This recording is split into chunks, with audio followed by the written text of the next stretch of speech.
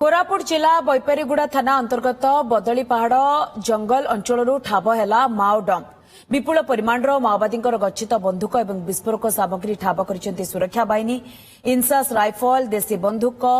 Claymore mine ID सहित अनेक विस्फोरक जबत कर सुरक्षा बाहिनी आत्मसमर्पण करथिबा माओवादी मानकठारु मिलिथिबा सूचना आधार रे सर्च ऑपरेशन बेले एही डंप ठाब करा जायछि। कोरापुट डीवीएफ एसओजी एवं बीएसएफ रो मिलित टीम एही सर्च ऑपरेशन चलाइथिले। सेठारु गोटिए इनसास राइफल 6टी कंट्रीमेड गन गोटिए क्लेमोर माइन एवं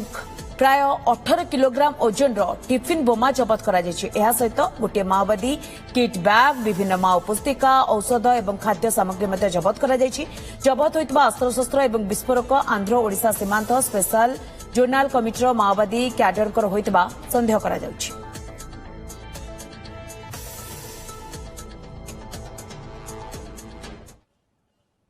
एटा डंप आमर जो इंट्रोगेशन आमर जो सरेंडर करथिला ममता कोडियामी आगरु से इंट्रोगेशन भितरु एओबी रे पुराना डंप एटा अछि से माने आगरु एटा डंप करके रखिथिले और से ये जो वेपन गुड़ा वेपन जो अच्छी से वेपन को फ्यूचर रे सिविलियन अगेंस्ट किंबा सिक्योरिटी फोर्स अगेंस्ट यूज करि पारे तो ता पई एटा हम बहुत भलो सक्सेस रिकवरी होई छी नै एबे हमरो नक्सल किसी मूवमेंट नाही एबे एटा जहां भी ऑपरेशन चाली छी एटा सब प्रिवेंटिव ऑपरेशन अछि और जो नक्सल डंप रह जाइथिला जंगल भितरु से मानु को रिकवर करबा पई चेष्टा चाली छी।